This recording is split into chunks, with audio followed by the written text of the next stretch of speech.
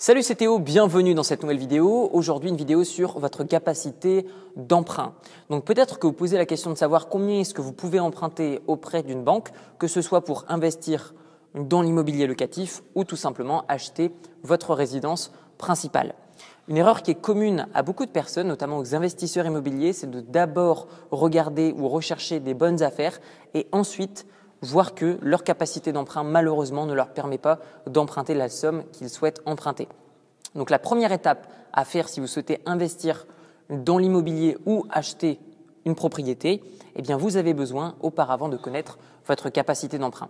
Donc dans cette vidéo, sachez bien que je ne suis pas pour ma part banquier, je suis simplement investisseur immobilier. J'ai à mon actif plusieurs biens immobiliers avec à l'intérieur des locataires. Je vis de mes rentes et aujourd'hui, j'aimerais vous faire un retour d'expérience pour vous également vous aider à obtenir les biens immobiliers que vous souhaitez acheter pour vivre de vos rentes également. Tout d'abord, je vous propose de parler des critères principaux qui vont déterminer votre capacité d'emprunt très globalement. Déjà, il faut comprendre que votre emprunt va pouvoir se faire sur principalement deux critères. Premier critère, ça va être la durée de votre emprunt, c'est-à-dire est-ce que vous empruntez sur 5, 10, 15, 20, 30 ans, voire plus si votre banque vous le permet, mais également de voir si vous apportez un apport ou si vous avez de l'épargne que vous n'investissez pas dans justement ce crédit immobilier. Je m'explique.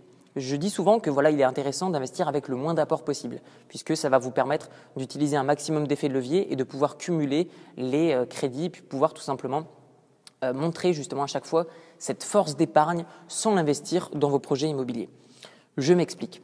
Admettons que vous allez voir un banquier et que vous dites je ne souhaite pas apporter d'apport, mais j'ai par exemple 10, 15, 20, 30% de la somme que je souhaite vous emprunter, mais de côté, mais je ne souhaite pas l'investir dedans. Eh bien, dans ce cas-là, ça peut également rassurer votre banquier. Et il peut également augmenter votre capacité d'emprunt puisqu'il va voir que vous êtes quelqu'un de sérieux et qui fait attention à ses dépenses. Puisque oui, la plupart des banquiers vont vous dire il faut mettre de l'apport, il faut mettre de l'apport. Si vous avez de l'argent de côté, il faut le mettre dans l'apport, ce sera plus facile. Je vous invite à mettre le banquier en face des réalités et de lui dire bien oui, mais vous estimez que j'ai une bonne situation financière parce que je mets de l'argent de côté. Donc si je mets l'argent que j'ai de côté en apport, je n'aurai plus d'argent de côté et donc potentiellement j'aurai des difficultés à vous rembourser.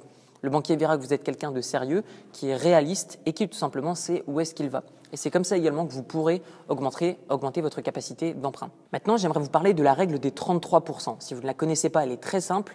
C'est tout simplement le fait que la plupart des banques estiment que vous ne pouvez pas rembourser plus de 33% mensuellement que ce que vous gagnez. Pour vous prendre des chiffres très simples, admettons que vous gagnez 1 500 € par mois, eh bien vous n'aurez que le droit d'emprunter un certain montant sur une durée qui sera déterminée entre vous et le banquier, mais à hauteur de 500 € par mois. Donc concrètement, le critère qui va faire que vous allez pouvoir emprunter le plus possible, c'est principalement la durée de votre prêt.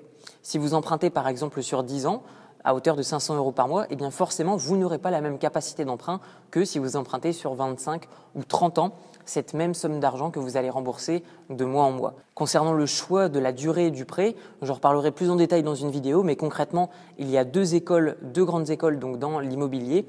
Il va y avoir ceux qui vont vous dire « je vous recommande d'avoir un prêt le plus court possible pour rembourser le plus rapidement votre bien » et justement pour pouvoir toucher des loyers pleins le plus rapidement possible. Et il y a une seconde école qui va vous dire moi je vous recommande d'avoir des prêts le plus long possible pour tout de suite vivre de l'immobilier. Pour ma part, je dirais simplement que ça dépend de vos objectifs dans l'immobilier. Si votre objectif immobilier, c'est d'avoir le plus gros patrimoine possible le plus rapidement possible, je vous recommande de réduire au maximum la durée de votre prêt. Pourquoi ? Puisque tout simplement, vous aurez moins de mensualités à payer et votre prêt vous coûtera moins cher. À l'inverse, si vous faites un prêt par exemple de la même somme mais sur une période beaucoup plus longue, dans ce cas-là, vous devrez rembourser un plus gros montant du crédit. Donc pour vous donner des chiffres très concrets, si vous avez besoin de 100 000 € et que vous avez un prêt donc à 2%, vous allez devoir 2 000 € par exemple sur une période de 1 an. Maintenant, à noter que si votre prêt est sur 5 ans, vous allez devoir quelque chose comme 10 000 € au taux de 2%. Et donc, vous avez compris que si ce prêt, vous l'allongez par exemple sur 10 ans, sur 20 ans, sur 30 ans, vous devez compter approximativement 2 000 € en plus chaque année de coût à votre crédit à rembourser à la banque en plus du capital. Maintenant, j'aimerais vous parler de votre apport. Est-ce que vous devez mettre de l'apport ou pas ? Comme je vous l'ai dit au début de cette vidéo, le plus intéressant est de ne pas mettre d'apport pour utiliser un maximum d'effets de levier. Moins vous allez utiliser de votre épargne et plus vous allez pouvoir l'utiliser en cas bien évidemment d'imprévu ou tout simplement le réinvestir dans d'autres projets. Mais concrètement, comment convaincre un banquier d'obtenir son prêt grâce à de l'apport, sans mettre d'apport finalement? Eh bien, c'est en conservant entre 10 à 20% du montant du prêt sur une épargne. Je m'explique. Admettons que vous souhaitiez emprunter 100 000 euros, eh bien, je vous recommande d'avoir entre 10 000 et 20 000 euros de côté. Et vous direz donc à votre banquier que vous ne souhaitez pas l'investir en apport, tout simplement parce que vous souhaitez garder de l'argent de côté en cas d'imprévu. Si vous n'avez pas d'épargne de côté, bien évidemment, cela pourra être comblé par une bonne situation stable financière. Et ce que je vous recommande également, j'en reparlerai également dans une prochaine vidéo, c'est le fait de bien préparer votre situation financière, d'avoir des comptes qui sont propres et bien évidemment de ne pas faire de folie dans maximum un espace de 6 mois avant votre demande de prêt. Lors de votre demande de prêt, vous pourrez également proposer au banquier de vous faire souscrire à des produits financiers, comme par exemple des épargnes ou alors simplement d'autres types de produits financiers type assurance vie. À noter qu'aujourd'hui, les crédits sont tellement bas et rapportent tellement peu aux banques que parfois les banquiers n'ont pas réellement d'objectif sur la création de prêts immobiliers, mais davantage sur l'acquisition de clients. À noter que l'acquisition pour un client dans le domaine bancaire s'élève à plusieurs milliers d'euros. Donc concrètement, ce que vous devez faire, c'est davantage convaincre le banquier que vous allez rester chez lui plutôt que de simplement lui dire eh bien voilà, je vais vous payer des intérêts puisque très honnêtement, le banquier n'est pas réellement commissionné dessus. Encore une fois, cela dépend des banques, mais la plupart des banquiers ne sont pas commissionnés sur les prêts immobiliers qu'ils vont accorder. À noter que votre capacité d'emprunt pourra également largement évoluer si vous présentez un projet sérieux à un banquier. Je vais vous donner un exemple très concret. Admettons que vous avez trouvé un appartement qui vaut 200 000 euros et que vous demandez un prêt de 200 000 euros à un banquier. Si le banquier connaît cette zone et se dit eh bien voilà, non, ce bien immobilier est largement surévalué, eh bien vous aurez moins de chances d'obtenir une grande capacité d'emprunt. À l'inverse, si vous avez par exemple un besoin de 200 000 euros, mais vous achetez pour 200 000 euros un appartement avec vue sur la Tour Eiffel ou en plein sur les Champs-Élysées, vous vous doutez bien que le banquier sera davantage susceptible de booster votre capacité d'emprunt puisqu'il se dit à la limite, même s'il n'arrive pas à rembourser, il suffira pour lui de revendre le bien immobilier et nous pourrons récupérer la somme d'argent avec les intérêts que nous aurons donc prêtés à notre client. Donc concrètement, il n'y a pas qu'une histoire de critères concernant votre situation financière, c'est aussi une histoire du projet que vous allez sélectionner et présenter au banquier. Si vous choisissez un bien qui est en dessous du prix du marché, bien évidemment, vous aurez beaucoup plus de chances d'obtenir une grande capacité d'emprunt.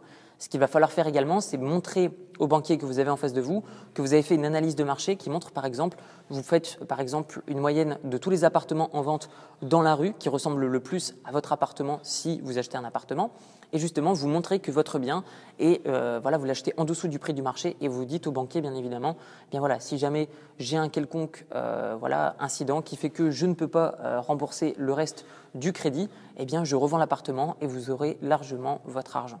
Donc il est important de bien savoir présenter son projet et ça passe par une bonne analyse de marché.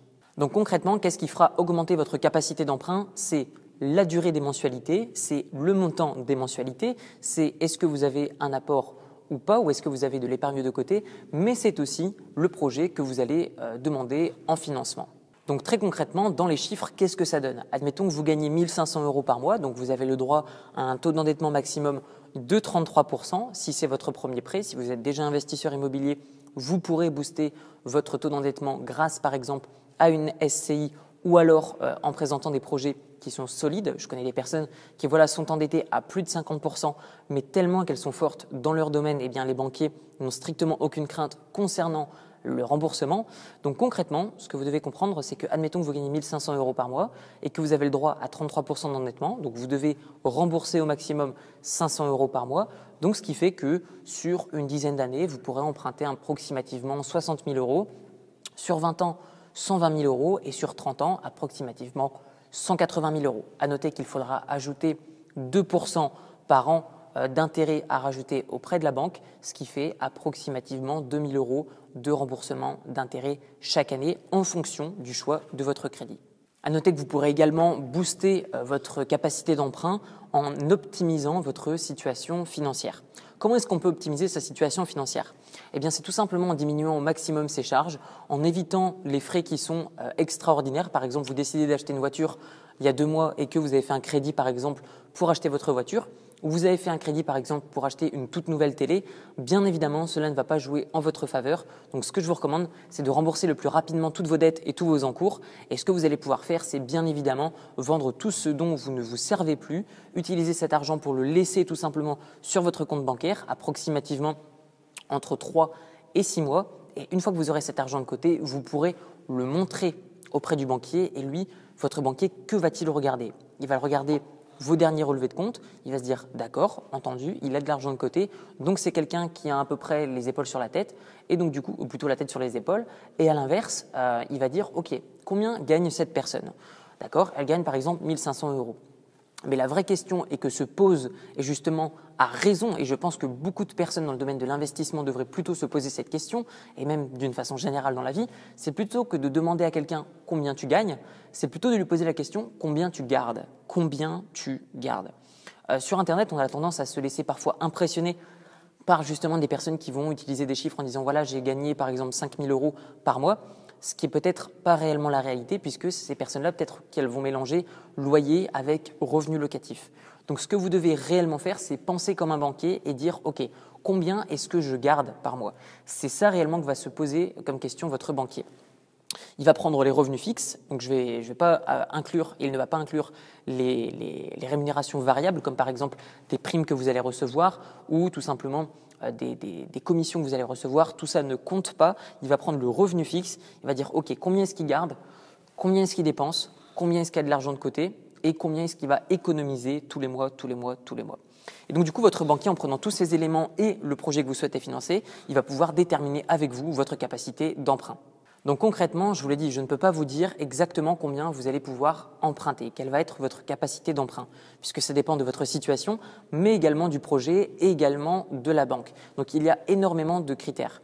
Maintenant, ce que j'aimerais vous dire, c'est que si vous souhaitez savoir exactement combien vous pouvez emprunter, il n'y a rien de plus précis que d'aller voir des banques et de leur dire voilà, voici mes 3 derniers bulletins de salaire, voici mon dernier avis d'imposition, voici les charges, voici mon contrat de travail qui montre que je suis par exemple en CDD, en intérim, en CDI, etc., etc. Vous montrez un maximum de preuves, montrez également le projet que vous avez, montrez également l'analyse de marché que vous pouvez faire et tout simplement vous prenez tous ces éléments, vous allez voir une banque et vous lui demandez quelle va être votre capacité d'emprunt. Généralement, les banques vont vous répondre en moins d'une semaine. Si elles ne vous répondent pas en moins d'une semaine, relancez le banquier ou alors renvoyez votre dossier au siège social des banques plutôt que dans une agence directement. Pourquoi? Parce que les agences n'ont pas réellement de commissionnement sur les prêts qu'elles vont créer. En revanche, les sièges sociaux sont davantage intéressés, comme je vous l'ai dit, par l'acquisition de clients. Donc ce que je vous recommande de faire, c'est plutôt d'envoyer vos demandes de crédit et vos demandes de capacité d'emprunt directement aux sièges sociaux plutôt qu'en agence. Nous arrivons maintenant à la fin de cette vidéo. J'espère que vous aurez pu y voir plus clair concernant votre capacité d'emprunt et comment faire pour l'améliorer. Si ça vous intéresse de savoir comment faire pour investir dans l'immobilier, je vous invite à regarder dans la description de la vidéo. Vous avez un lien, vous cliquez dessus.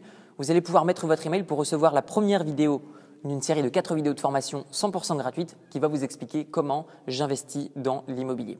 Vous allez voir comment emprunter de l'argent auprès d'une banque. Vous allez voir comment trouver une bonne affaire ou comment trouver des affaires moyennes et les transformer en bonnes affaires.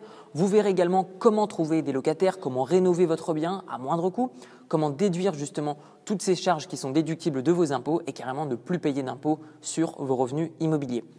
Je vous explique tout ça dans la description de la vidéo ou sur le lien qui apparaît directement juste ici. Je vous souhaite d'excellents investissements à tous. Ciao, ciao!